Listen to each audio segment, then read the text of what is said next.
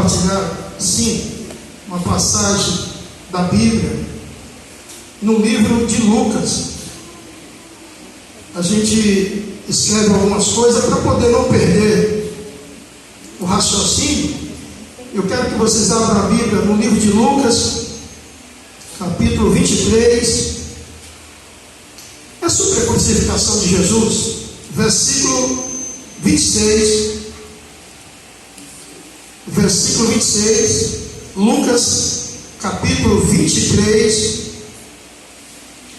O nosso irmão Lucas, é fundamental quando a gente lê Lucas, referindo-se sobre Jesus, em algo que Lucas coloca com muita precisão. Quero convidá-los nesse momento, vamos ficar um pouquinho em pé.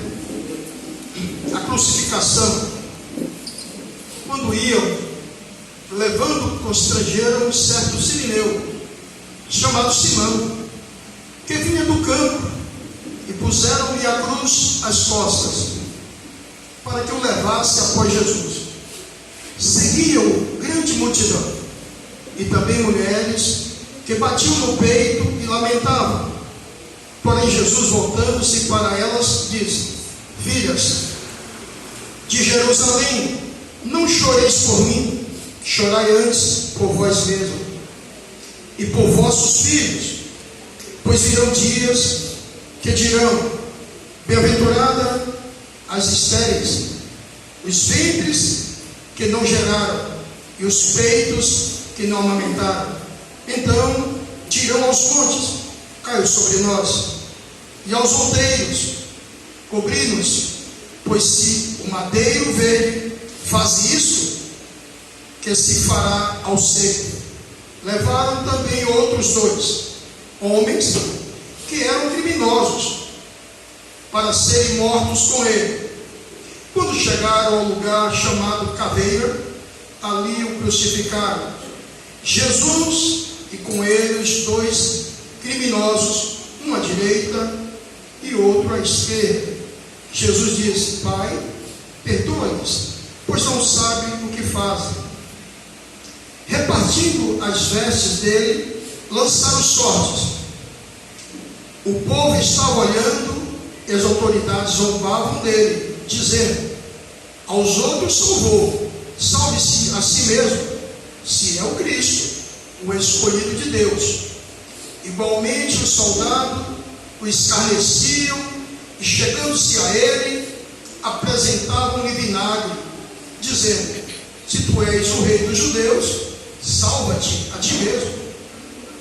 Também por cima dele estava a inscrição em letras gregas, romanas e hebraicas: este é o rei dos judeus. Um dos criminosos crucificados insultava, dizendo: se tu és o Cristo, salva-te a ti mesmo e a nós. Mas o outro o repreendeu, dizendo: tu nem ainda temes a Deus, estando na mesma condenação, nós, na verdade, com justiça, pois recebemos o que os nossos feitos mereciam, mas este nenhum mal fez. Então disse: Senhor, lembra-te de mim quando entrares no teu reino. Respondeu-lhe Jesus: em verdade te digo, que hoje mesmo estarás comigo no paraíso.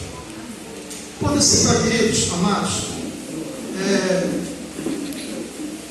Muito bom, já oraram. Eu acredito que agora é o momento em que eu peço a vocês que estejam em espírito, leiam esse texto. E olha que esse texto é antigo para mim. Por que ele é antigo? Ele é mais velho que eu. E porque desde 1987 essa leitura, a mensagem da cruz, me acompanha. Eu quero dar uma introdução pequena sobre um pouco sobre o porquê que a mensagem da cruz ainda me incomoda, ainda provoca em mim sentimentos como se fosse 1987. Porque em 1987 eu estava em Piauí.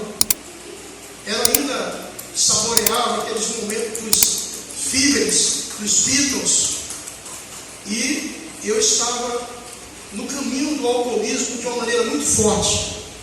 No ano em que minha mãe chegou ao ponto de dizer que duas notícias ela esperava da minha vida: ou eu morto ali no cinquentenário, ou eu correndo da polícia porque tinha tirado a vida de alguém. 1987.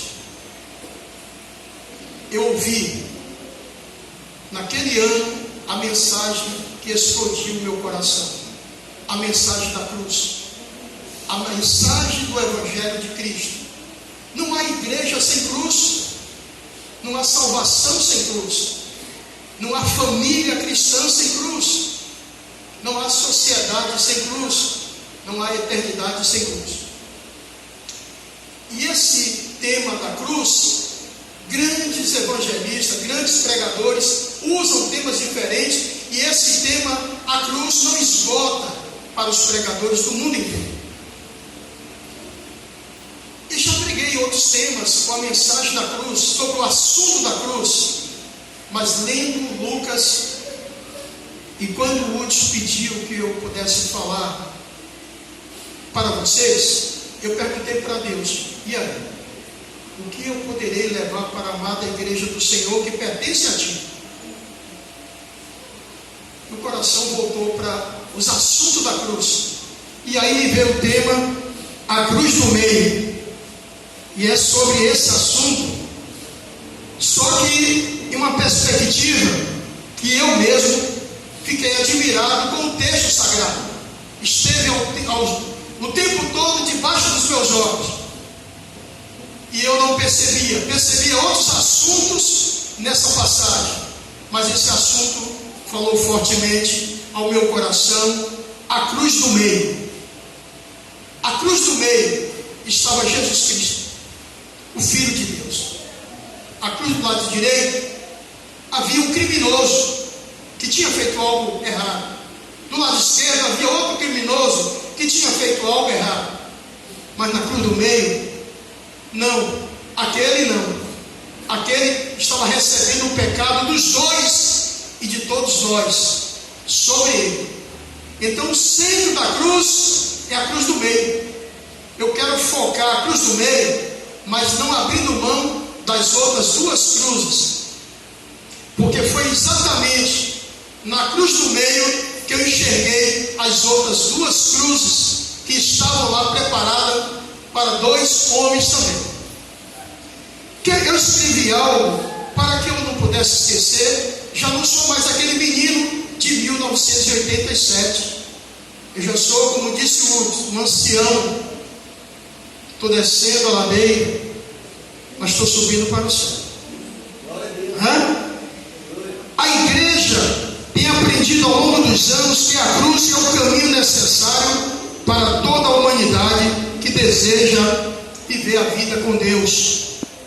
O sacrifício da cruz nos revela pontos relevantes quanto à salvação do homem arrependido.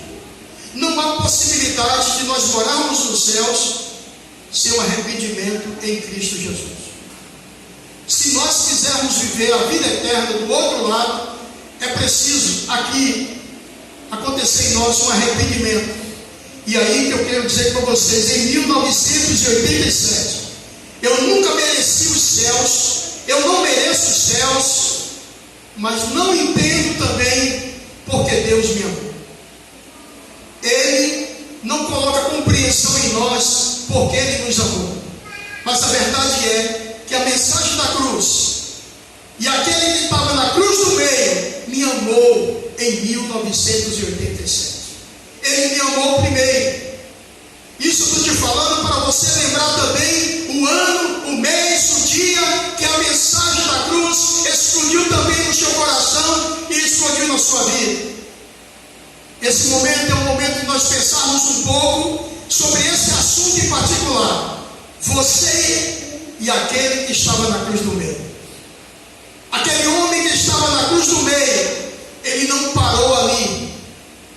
Ele morreu, mas ressuscitou. E ele não parou em ressuscitar. Ele subiu ao céu, mas não parou em ficar lá nos céus. E ele disse em Mateus 28, versículo 20: estarei com vocês todos os dias de vossas vidas, até a consumação do século. Então, o homem da cruz do meio continua em nossos dias. Eu não posso abrir mão dessa ideia de que Cristo não saiu, Ele está em nosso meio. E Ele não está sozinho. O Pai dele continua olhando para cada um de nós e amando o mundo inteiro. João 3,16 continua sendo recitado por Deus todos os dias, porque Deus amou o mundo de tal maneira. Deus continua amando a humanidade, como foi no passado e agora no presente, e será eternamente, porque Deus é amor. Então, o homem da cruz do meio continua em nosso meio. Ele não está sozinho, porque também o Espírito Santo está trabalhando, porque Ele veio ao mundo convencer o homem do pecado, da justiça e do juízo, porque todos nós somos pecadores. Mas, olhando para a cruz do meio, veio algo ao meu coração. A cruz do meio nos revela algo muito importante para cada um de nós aqui nessa noite, para todos que estão lá fora, para todas as pessoas do mundo inteiro. A cruz do meio nos revela pontos importantes para as nossas vidas. Ela nos revela o amor de Deus. Já pensou nisso? O amor de Deus é diferente de qualquer amor que você possa imaginar. Naquele momento em que aquele homem estava sendo colocado naquela cruz do meio, estava Deus revelando o seu amor para o mundo. Estava Ele falando: olha, eu amo tanto vocês nessa terra caída, que eu vou colocar aqui no meio dessa cruz o meu filho. A cruz do meio. Não tire os olhos da cruz do meio. É por ela que nós chegaremos a Deus. A cruz do meio nos revela pontos importantes para as nossas vidas. Nos revela o perdão de Deus que está em Efésios 5:7. Perdão. Eu fui entender com o tempo. Se não fosse o sangue de Cristo, Deus não conseguiria me perdoar. Foi através do sangue de Cristo, derramado na cruz do Calvário, que Deus conseguiu me perdoar. E Cristo é Deus, e Deus é Cristo. É lá que Ele me perdoa. Foi na cruz do meio que o perdão desceu a cada um de nós. Não há merecimento de perdão. Eu não mereço o perdão de Deus. Vocês não merecem o perdão de Deus. Dário Meira não merece o perdão de Deus. Por isso que é realmente extraordinário esse perdão. É quando nós não merecemos algo, e que esse algo vem para nós, e você percebe que não merecia aquilo, mas aquilo veio para você, e você fica questionando: como é que o Senhor me perdoou? Aí você para um pouco e diz: já entendi, é porque o Senhor me amou demais. Quanto maior é o seu pecado, a sua fraqueza, significa que Deus derramou ainda muito mais amor por você. A cruz do meio nos revela pontos importantes às nossas vidas. Nos revela a esperança eternal. O homem estava sem esperança. O homem estava sem esperança. O homem vivia em trevas. Cristo, Ele não morreu apenas naquele dia lá em Israel. Na onisciência de Deus, Cristo morreu lá no Jardim do Éden. Lá no Jardim do Éden, Deus já sabia na sua onisciência que precisaria mandar Jesus Cristo nascer de uma mulher para pisar a cabeça da serpente. Porque foi lá no Jardim do Éden que entrou o pecado no mundo. E foi lá no Jardim do Éden que Deus prometeu o seu filho, nascido de uma mulher, para esmagar a cabeça da serpente. Imagine a dor de Deus.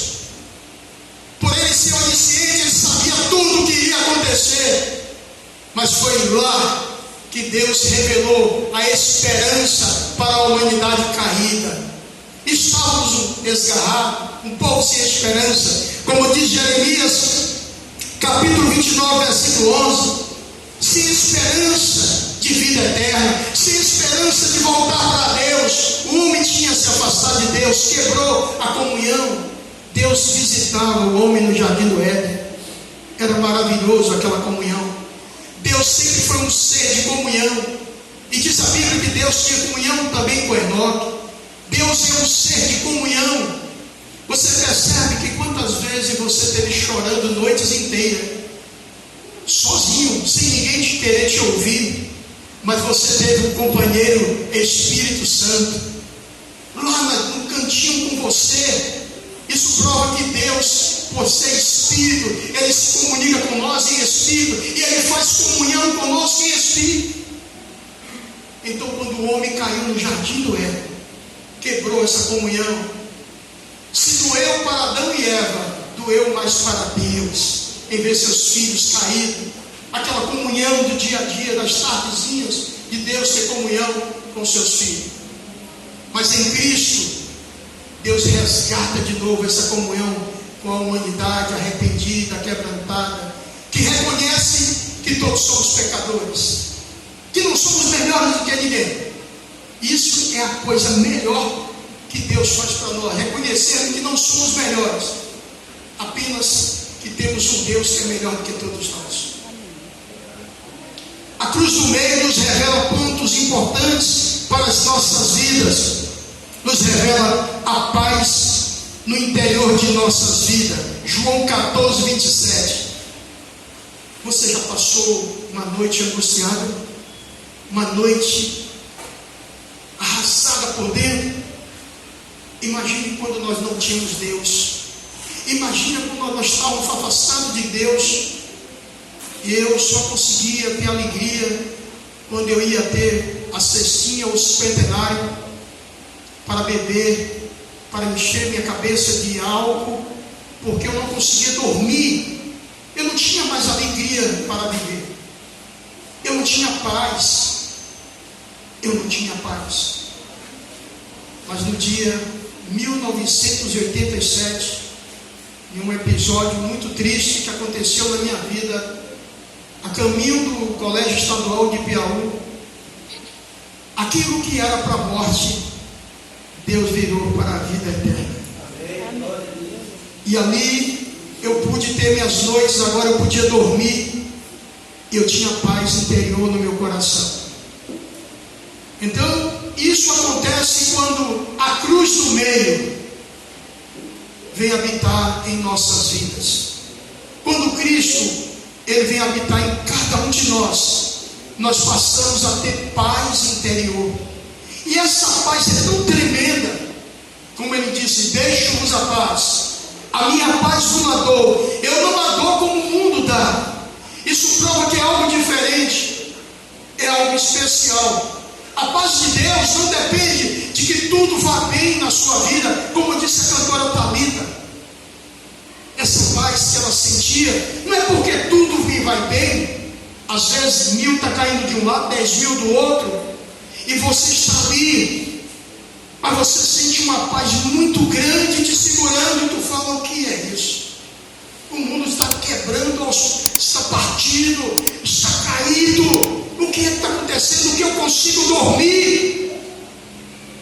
Só para que vocês entendam, meu relógio ele colocou para mim, sei que eu vou ter que ficar com essa agonia, não fico, eu dou um jeito, ele não está de castigo, mas eu olho para o relógio agora. Pronto, relógio, fica aqui na minha frente. Você desce, ele fica rindo lá de mim. A minha testa, mas eu ainda estou em folha, ainda estou jovem, estou forte. O negócio dele é comer teste, e eu agradeço, obrigado, Senhor, pelo meu primo teste. Então, meus queridos, exatamente, essa paz não depende de riqueza, ainda que tudo esteja ao chão, ainda que essa manada não dê cria, ainda que falte alguma coisa na tua casa, mas a verdade é que Deus estando dentro de você, estando na sua vida, você vai ver algo diferente, sentir algo diferente, e você vai saber que é porque Ele está ali. A cruz do meio funcionou para você. Quando você aceita o sacrifício da cruz do meio, aí você tem paz interior na sua vida. Meus irmãos, em Cristo temos o necessário para vivermos nesse mundo. Em Cristo nós temos o necessário para vivermos neste mundo. E em Cristo nós temos o necessário para vivermos no mundo vindouro. Nele nós temos tudo isso. Não fora dele. Não se trata de um outro ser. Nós não precisamos de um outro ser. Já temos o Salvador. Nós já temos Ele. Ele é nosso. Não porque merecemos, não porque temos domínio sobre Ele, é porque Ele tem algo que nos domina sem força. Diz a Bíblia que o amor de Deus, Ele nos constrange. Você já imaginou um amor por constrangimento? Quando a sua mãe chega perto de você, você cheio de defeitos, cheio de situações adversas, e ela consegue olhar para dizer: meu filho, eu te amo. Eu já ouvi isso da minha mãe, eu não tinha condições de receber aquela palavra dela. E ela chorando dizer: meu filho, se em outra época tivesse que escolher os filhos para eu ter, eu queria tê-lo de novo. Isso é o quê? É o amor que nos constrange. E eu disse: minha mãe, eu queria ter a senhora, mas eu não mereço a senhora. Meu filho, é assim que Deus faz. Ele nos ama sem merecermos. Ele nos constrange. Você não consegue dizer não para Ele, porque é muito amor que só tem um lugar. Esse amor só tem na cruz do meio. Segundo item, a cruz do meio nos revela uma consciência reflexiva. Havia 2 ladrões. Agora eu quero observar uma coisa. A cruz do meio nos revela uma consciência reflexiva. E essa consciência reflexiva estava na cruz do lado direito. Estava em um ladrão. Esse ladrão estava ali porque tinha cometido pecados. Esse ladrão estava ali porque merecia. Do outro lado havia um outro ladrão que também merecia. Mas a cruz do meio estava ali para nos revelar algo tremendo. Aquelas 2 cruzes mostram para nós algo muito profundo. Mostra a sociedade, o mundo inteiro. O lado direito, uma consciência reflexiva. Aquele ladrão do lado direito revela a sociedade caída, pecadora, destruída, mas arrependida. Do lado esquerdo, um outro criminoso que revela a sociedade caída, destruída, que não quer o arrependimento e nem o amor de Deus. Eu quero ficar um pouco aqui nessa consciência reflexiva. A cruz do meio constrangeu os 2 ladrões, mas um só caiu em consciência reflexiva. Ele olhou e disse para o outro ladrão: você não teme nem a Deus? Você não teme? Nós estamos na mesma condenação, mas esse no meio não merecia estar aqui.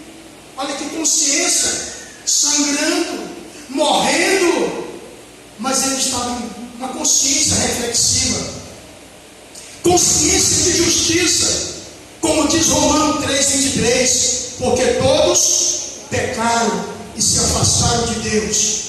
E aquele ladrão estava nessa posição, consciência reflexiva. Uma outra questão, a consciência de arrependimento. O ladrão da direita estava com a consciência de arrependimento, como diz Lucas 18:8, quando Zaqueu disse para Jesus: hoje, ó Deus, ó Jesus, eu vou dar dos meus bens aquilo que eu roubei, eu vou devolver, eu quero entregar. Ali estava Zaqueu se arrependendo. História linda que até hoje dá música, inspira música na vida de Zaqueu. Arrependimento. O arrependimento arrependimento impulsiona a cruz do meio reagir dentro da casa de Zaqueu. E Jesus reage. Ele reage e diz: hoje veio salvação a esta casa. Então a cruz do meio nos revela uma consciência reflexiva, uma consciência de vida eterna. Lucas 23, 42. Quando Jesus chega na nossa vida, Ele nos leva para uma consciência reflexiva de vida eterna. Você percebe que o ladrão, quando ele sentiu Cristo ali, que ele percebeu aquele ambiente, ele percebeu a vida dele, ele percebeu que estava morrendo, percebeu que iria passar daquela para outra, ele teve consciência de vida eterna. E ele olhou para Jesus e disse: Jesus, quando o Senhor chegar na sua casa, o Senhor lembra de mim? E Jesus respondeu: hoje tu estarás comigo no paraíso. Então a cruz do meio fez isso. A cruz do meio, Deus permitiu que fosse crucificado com o filho dele 3 pessoas, um filho e 2 criminosos. Não é por acaso, não existe o acaso nas coisas de Deus. Um ladrão representa a sociedade caída do passado, desse presente e do futuro. Do outro lado, representa a sociedade que vai morrer, vai partir para o outro lado, mas não vai ter arrependimento, não quer arrependimento. A sociedade está vivendo em polos antagônicos. A cruz do meio revela o grau de queda que toda a sociedade está vivendo. A sociedade está dividida. Pai contra filho. Olha a cruz do meio aí. Olha as 2 cruzes do lado aí, na sociedade. Cristo está dentro de um lar. O pai contra o filho contra o pai. Divisão. Divisão. E a cruz do meio revela isso. Por que ele revela? Para que se haja arrependimento. Quando ele se revelou ali na cruz, alguém se arrependeu. O do lado direito, segundo os historiadores extra-bíblicos, lado direito tinha, o nome do ladrão era Dimas. Do lado esquerdo, Getas. Alguma coisa mais ou menos isso. Setas ou Getas. A verdade é que esses 2 ladrões têm uma representação importante para as nossas vidas. E a sociedade continua assim, se aproximando do final. A cruz do meio nos revela uma mente malévola, uma mente doentia. É essa sociedade que eu quero pensar. Agora, aquela cruz do meio revela exatamente uma mente malévola. Aquele ladrão do lado esquerdo estava carregado de ódio, de murmurações, de raivas, de vingança, de egoísmo. Se você olhar para a sociedade, aquele ladrão não representa bem um lado da sociedade. Nós temos na sociedade pessoas que estão vivendo nesse caminho, bebendo desse veneno, estão tão contaminados que mesmo Jesus chegando à porta, como diz Apocalipse, eis que eu estou à porta e bato. A igreja de Laodiceia. Laodiceia não queria abrir a porta para Cristo, não queria, mas a cruz do meio continua batendo na porta do coração das pessoas. Sociedade caída, partida, dividida. A sociedade está dividida na família, a sociedade está se dividindo no meio da igreja, a sociedade está dividida pedagogicamente, a sociedade está dividida na política, o mundo está dividido. E a cruz do meio continua sendo colocada, como diz João 3,16, porque Deus amou o mundo de tal maneira. A cruz do meio é para todos, mas nem todos querem a cruz do meio. Aquele homem do lado esquerdo, a cruz do meio nos revela a mente malévola, a mente doentia. A salvação estava ali para ele falar com o Cristo. Jesus, então nesse caso, lembra também de mim? Mas ele morreu. Diz os historiadores que as pernas dele foram quebradas. E ainda assim, ele não se arrependeu. Sabia que estava morrendo, que não havia saída para ele, mas ele continuou com a mente doentia, preferindo morrer do que viver eternamente com Deus. A cruz do meio nos permite ver o quanto a sociedade bebe do veneno de Satanás. E esse veneno está impedindo a sociedade de olhar para a cruz do meio, onde está Cristo, Filho de Deus. Quero chegar ao final. A cruz do meio nos revela que não é o liberalismo que vai nos levar para o céu. Não. O liberalismo de Adam Smith, aquele escocês que inventou a questão do liberalismo, não é. Nós não iremos para o céu pelo caminho do liberalismo. Tampouco dos legalistas que querem achar que pela lei é que você vai chegar à presença de Deus. Não. Os legalistas tem como pai Russell, que inventou o legalismo, o direito, olho por olho, dente por dente. Não é por ele. Nós não iremos para o céu pelo caminho do legalismo.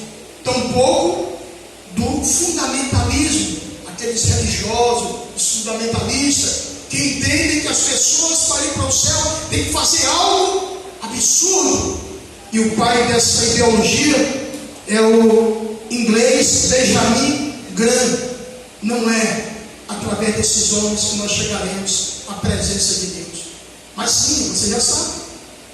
Sim, nós chegaremos aos céus, a presença de Deus, por aquele que está na cruz do meio. Amém. Jesus Cristo, o Filho de Deus. É por Ele e para Ele são todas as coisas. Nós chegaremos lá por Ele. Como nós deveríamos fazer sempre isso? Passei aqui na igreja hoje, pedi a permissão ao pastor Ivan, que eu iria visitar o tio Hélio.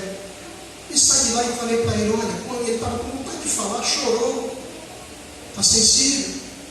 Eu disse, eu quero poder te ver um dia falando, conversando bem, mas há uma coisa que eu quero ouvir da tua boca, bispo. Estou colocando o nome de Jesus bem alto, para um bom som, para todo mundo ouvir, que Jesus Cristo te ama, que Ele nos liberta e que Ele nos salva. Como nós deveríamos pedir a Deus, ao homem que está na cruz do meio, que coloque mais sentimento de amor. Eu preciso muito de amor. Eu não sei amar. Eu quero, mas não sei. Não sei. Eu queria saber como Cristo. É isso que nós precisamos. E Ele é a fonte, é o poço desse amor. Ele é a fonte da compreensão, é a fonte da salvação, da libertação. Eu quero dar essa honra e mérito a Ele, não a outro.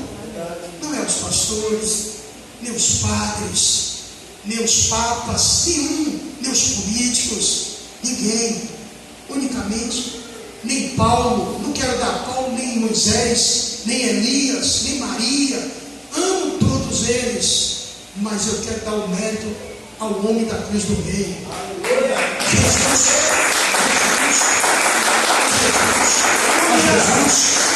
A Jesus. Ele, sabe, às vezes eu não sei se você tem percebido, as pessoas falam mais, decoram mais tantos nomes da sociedade.